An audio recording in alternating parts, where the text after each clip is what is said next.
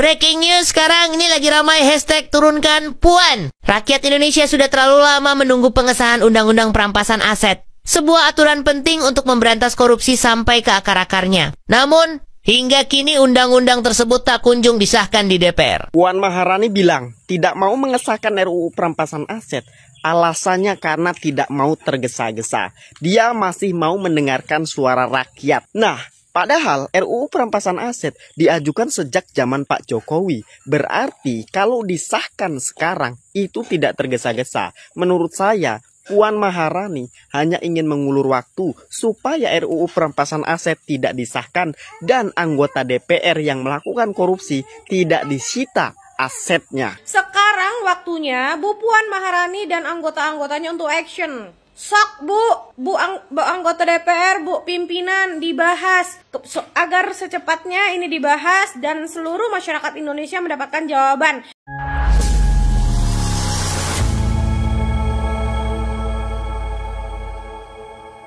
Assalamualaikum warahmatullahi wabarakatuh, saudara-saudaraku sebangsa dan setanah air. Dimanapun kalian berada, semoga kalian selalu dalam kondisi sehat walafiat ya. Berjumpa lagi dengan saya di Gaspol Update. Kami bukanlah buzzer pihak manapun, kami hanya menyajikan keputusan ada di tangan Anda. Teman-teman, ini ada video yang menurut saya cukup menarik ya, yakni tentang isu baru yang berkembang di media sosial, yaitu saat ini ramai seruan ya agar Puan diturunkan. Bukan desakan agar Puan turun loh ya teman-teman ya, melainkan seruan agar turunkan Puan. Jadi nggak minta turun tapi diturunkan. Waduh, ini menarik sekali ya. Bukan maksudnya saya membenarkan seruan tersebut atau ingin menjadi provokator gitu, tidak ya. Tetapi yang jelas ini menjadi menarik di tengah kondisi perpolitikan nasional. Ya, bahkan bukan hanya nasional tetapi kondisi perpolitikan dunia yang saat ini sedang kurang baik-baik saja ya. Nepal ya terjadi huru-hara, bahkan istri Perdana Menterinya sampai meninggal dan akhirnya Perdana Menterinya mengundurkan diri, dan juga kemarin Amerika ya, salah satu ya influencer dan juga politikus ya yang akhirnya meninggal dunia. Nah, ini mengerikan sekali ya.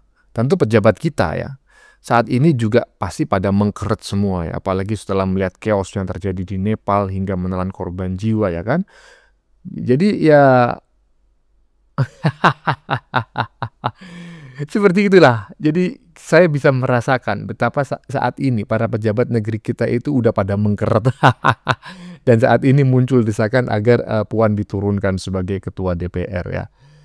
Bahkan ya terkait isu undang-undang perampasan aset gitu ya, yang tidak dibahas-bahas oleh DPR, akhirnya Jokowi angkat bicara dan Jokowi membocorkan apa sebetulnya penyebab rancangan undang-undang tersebut tidak disahkan, bahkan tidak pernah dibahas. Waduh, nanti ya kan pasti ujung-ujungnya Pak Jokowi ini akan diisukan ikut cawe-cawe lagi, udah purna bakti tapi ikut ngomong aja gitu.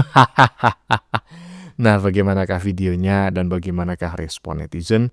Mari kita tonton bersama, kemudian mari kita komentari bersama di bagian akhir video. Ini dia. Breaking news sekarang ini lagi ramai hashtag turunkan Puan.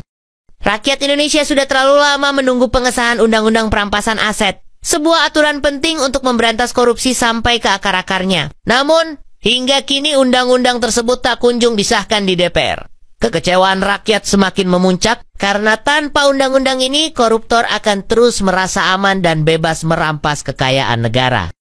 Sebagai ketua DPR, Puan Maharani dianggap memiliki tanggung jawab besar dalam mempercepat pengesahan undang-undang ini. Diamnya DPR membuat rakyat merasa dikhianati. Maka, suara rakyat pun bersatu.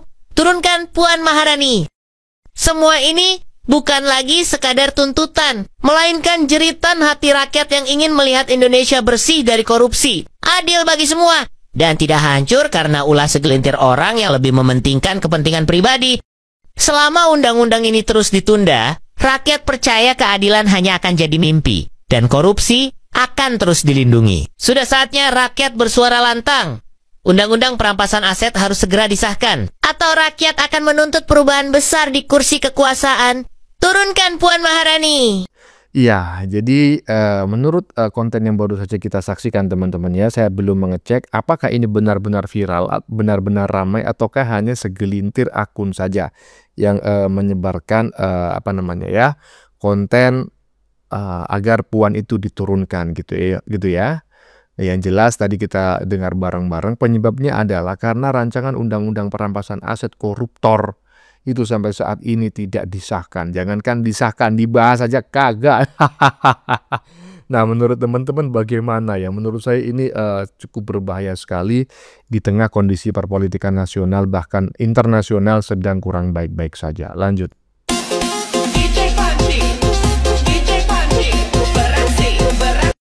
Puan Maharani dengan tegas, bila mana ada pendemo datang untuk menyampaikan aspirasi dengan tenang, maka akan dibukakan pintu selebar-lebarnya. Tapi apa kata? Tidak ada pintu yang dibongkarkan. Dari sebelah sana, sebelah sini sama.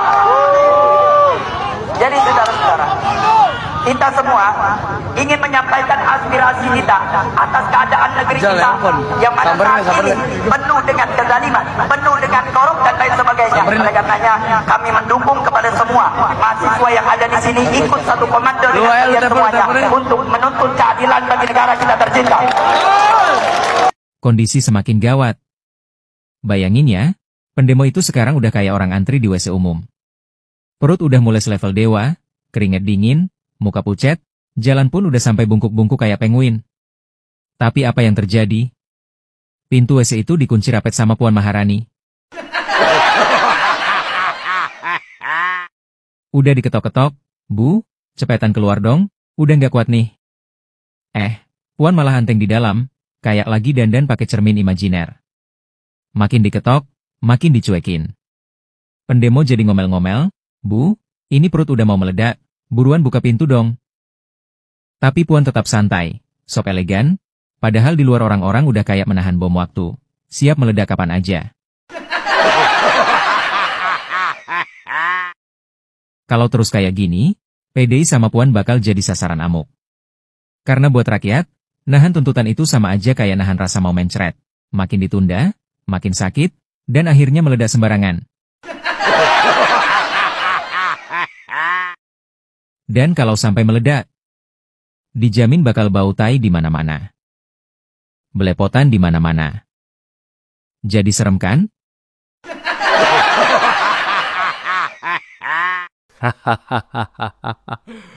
Aduh, saya tidak ingin memprovokator ya, tidak ingin memprovokatori ya. Saya tidak ingin menjadi provokator. Saya cuma menyajikan konten yang sedang viral di media sosial ya.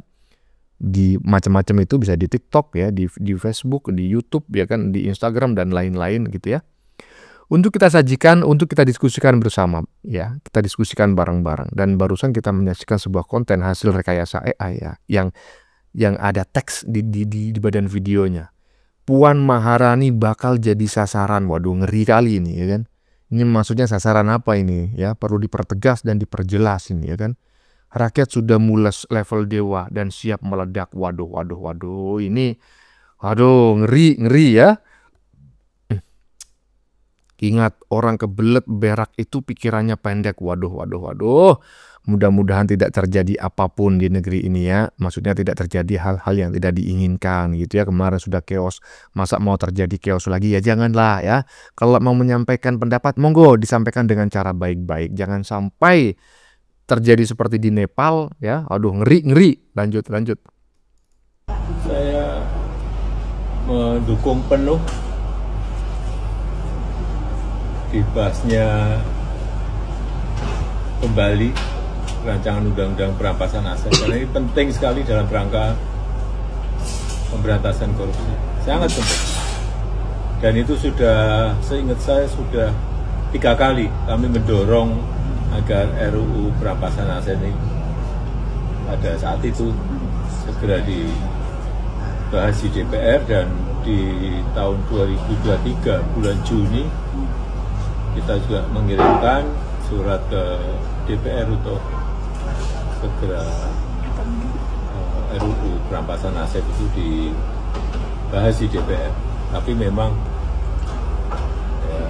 fraksi-fraksi di sana belum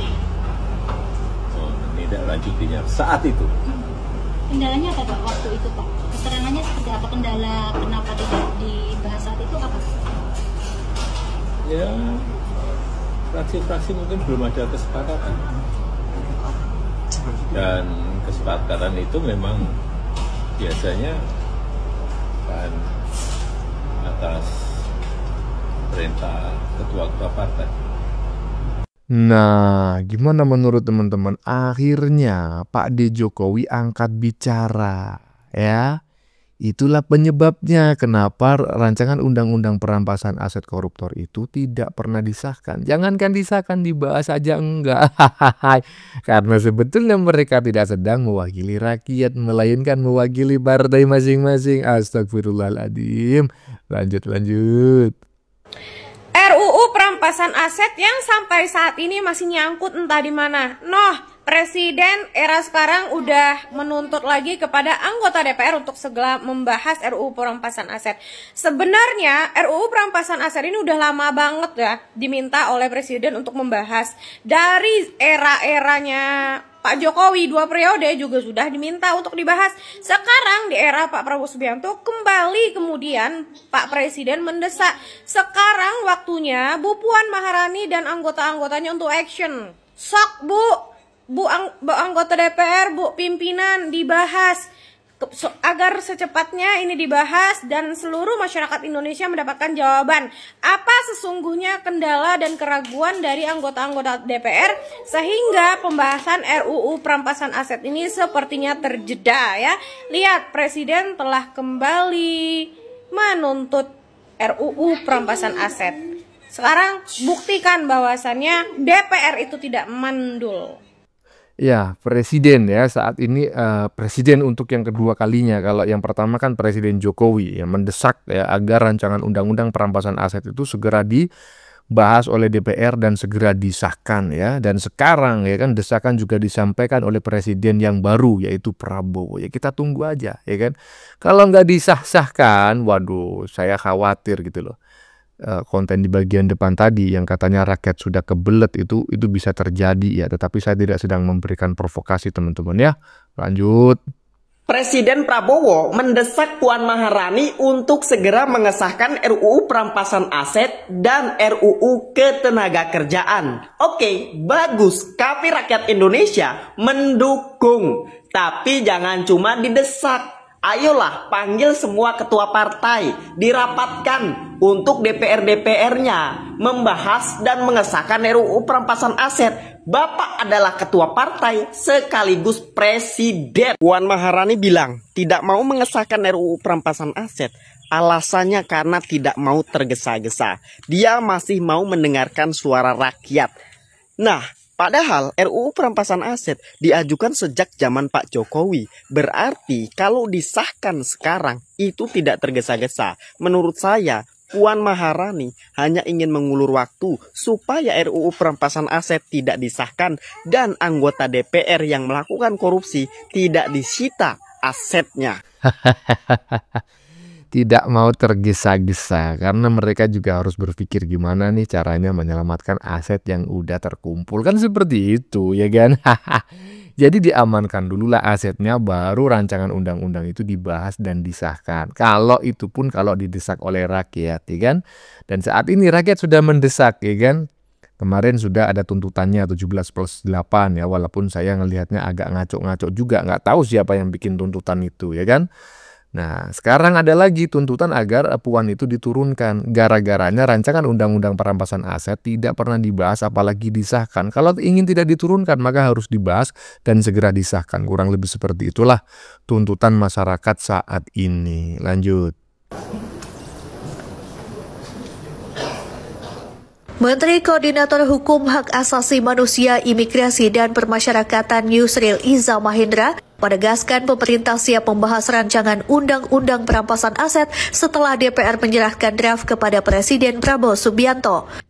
Yusril menyatakan tidak ada keraguan dari sisi pemerintah untuk segera melanjutkan pembahasan RUU tersebut. Yusril menyambut baik langkah DPR yang akan mengambil alih inisiatif dalam pembahasan. Menurutnya, pemerintah membuka peluang bagi DPR untuk segera merevisi atau menambahkan draft RUU sesuai kebutuhan. Penegasan ini sejalan dengan arahan Presiden Prabowo Subianto yang sebelumnya meminta DPR untuk segera membahas RUU tersebut. Lebih lanjut, Yusril mengungkapkan bahwa RUU ini sebenarnya sudah diajukan sejak masa pemerintahan Presiden Joko Widodo pada tahun 2023. Namun hingga kini pembahasan di DPR belum dilaksanakan. Presiden Prabowo kembali meminta DPR untuk segera mengambil langkah dalam pembahasan RUU perampasan aset. Juga ada perkembangan baru bahwa DPR akan mengambil alih inisiatif ini dan kami persilahkan DPR segera mau merevisi atau mau menambahi, itu diserahkan pada DPR. Tapi pada sisi pemerintah siap untuk membahas RUU ini kapan saja DPR menyerahkan RUU itu kepada Presiden. Jadi dari sisi pemerintah nggak usah ada keraguan, kami siap membahas RUU itu dan tergantung Pak Presiden nanti siapa yang akan ditunjuk, menteri mana yang akan ditunjuk untuk mewakili Presiden dalam membahas RUU tentang perampasan aset ini. Kemenko Kumham IMIPAS juga telah melakukan rapat bersama DPR untuk merevisi program legislasi nasional. RUU perampasan aset sudah dimasukkan dalam Prolegnas 2025-2026 dan dijadwalkan segera dibahas. Yusril berharap RUU ini dapat diselesaikan dalam waktu dekat demi mendorong penegakan hukum yang lebih efektif. Dari Jakarta, Ajeng Tiara Galuh Anggara, Berita Nasional TV.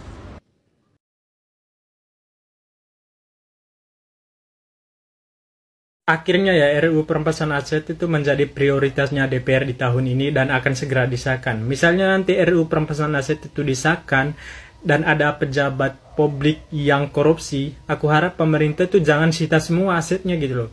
Jangan sita semua asetnya dia kalau misalnya dia itu korupsi. Kenapa?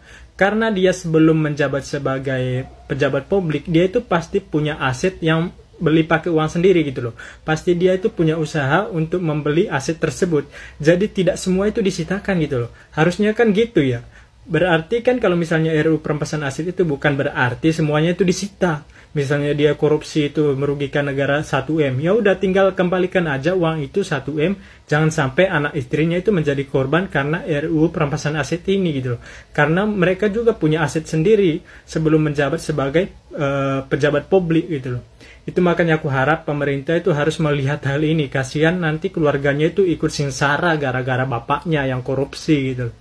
Pokoknya nanti harus diperhatikan lah. Karena gini ya guys ya, orang itu sebelum menjabat sebagai pejabat publik, dia itu pasti punya aset hasil dari kerja dia sendiri gitu loh. Jadi kalau misalnya dia itu terbukti korupsi, jadi semua asetnya itu jangan disita. Mana yang merugikan negara, ya udah tinggal kembalikan aja gitu. Jangan ambil semua. Karena sahkan RUU perampasan aset itu sama aja itu menggantungkan nyawa pejabat publik di situ gitu loh. Mereka itu bunuh diri dengan sahkan RUU perampasan aset. Mereka yang sahkan ya sama aja, mereka itu menggantungkan diri mereka di situ. Menggantung itu, mereka bunuh diri di situ. Lah, ya, tapi gini ya kan. Ingin yang seperti disampaikan oleh salah satu demonstran ya pada beberapa saat yang lalu. Ingin mengesahkan rancangan undang-undang perampasan aset koruptor ataukah dibubarkan? Kalau tidak mengesahkan rancangan undang-undang perampasan aset koruptor, pilihan keduanya adalah DPR itu dibubarkan. Oleh siapa ya? Oleh rakyat gitu kan. Oh itu melanggar konstitusi, melanggar begini-begini. Udahlah, kalau udah macam kayak gitu jangankan ngomongkan hal-hal yang seperti itu. Tengok itu Nepal itu. Ya kan? Nepal itu tentu saja saya tidak mendukung ya yang terjadi di Nepal. Tapi faktanya itu terjadi. Apakah itu tidak melanggar konstitusi di Nepal? Ya tentu saja melanggar lah. Mana ada kekerasan itu diakomodasi oleh konstitusi? Nggak ada. Tapi faktanya apa? Hal itu terjadi gitu loh. Jadi jangan bersembunyi. Oh menurut peraturan begini, menurut peraturan begitu. Enak-enakan aja ya kan. Akhirnya rancangan undang-undang perampasan aset koruptor tidak disahkan. Ya jangan menunggu rakyat marah ya. Lanjut. Teman-teman bantu saya jawab satu pertanyaan ya. Pertanyaannya adalah, setujukah teman-teman jika rancangan undang-undang perampasan aset adalah menjadi motivasi utama dalam aksi demonstrasi yang terjadi di 2025 ini? Pertanyaan yang kedua, Setujukah jika kita kembalikan lagi ke tujuan utama kita, yaitu menuntut rancangan undang-undang perampasan aset bagi koruptor? Tuntutan pengesahan rancangan undang-undang perampasan aset merupakan satu tuntutan yang paling mengerikan di antara semua tuntutan lainnya. Nah, teman-teman, saya akan kasih dua clue yang terjadi saat ini. Clue pertama, terjadi gerakan di Denmark yang mana di dalam gerakan itu menempatkan foto presiden dan wakil presiden dan juga beberapa korban yang terjadi di dalam aksi demo ini. Itu merupakan clue yang pertama. Clue yang kedua, teman-teman, pergeseran nomor rancangan undang-undang perampasan aset menjadi nomor lainnya, bukan di nomor 1. Ini penting untuk kita selidiki, ada apa semua ini bisa terjadi. Sebelum dua clue yang aku sebutin di awal tadi muncul, DPR melakukan sebuah rilis tentang 17+8 tuntutan masyarakat yang di dalamnya tidak terdapat rancangan undang-undang perampasan aset, namun terdapat di poin-poin bawahnya. Ada apa semua ini bisa terjadi? Kenapa hal yang paling menakutkan betul-betul ditaruh di nomor akhir? Apakah rancangan undang-undang perampasan aset akan disahkan? Jawabannya bisa disahkan, bisa tidak. Tergantung daripada masyarakat. Oke teman-teman, ketika DPR menyampaikan bahwa ketika RUU itu harus disahkan, maka harus dulu merevisi undang-undang yang lain agar supaya tidak berseberangan, tidak bertumpang tindih dengan yang lainnya. Oke, saya jelaskan satu hal yang harus teman-teman juga pahami dan analisis nanti ya. Rancangan undang-undang perampasan aset bagi koruptor merupakan sebuah lex spesialis derogat legi generali.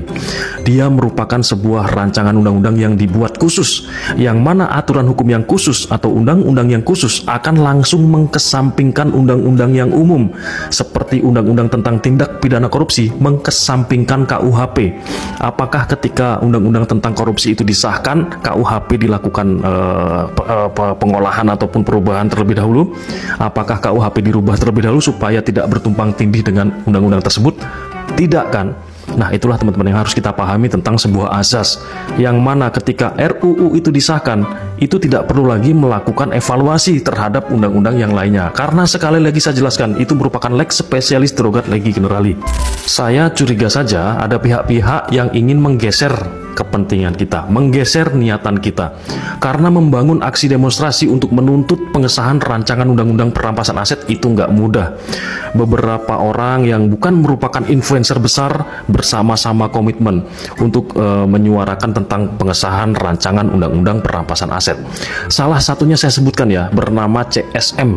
Nah, beliau adalah orang dari Jawa Barat, yang mana saya bersama beliau sering sekali bersuara, bahkan kami pernah berseberangan pendapat ketika beliau mengatakan bahwa beliau menarik diri dari demonstrasi ini dan kemudian kembali ke Jawa Barat, yang mana kemudian juga beberapa teman-teman di sini yang berjuang kecewa dengan apa yang beliau ucapkan. Namun bukannya beliau tidak beralasan, melainkan beliau takut bahwa demo ini nantinya akan disusupi oleh provokasi, disusupi oleh provokator. Karena saya sendiri pun mengalami, saya berada di Jakarta, khususnya di daerah DPR RI, dekat-dekat situ, dan kemudian saya diteriakin Intel.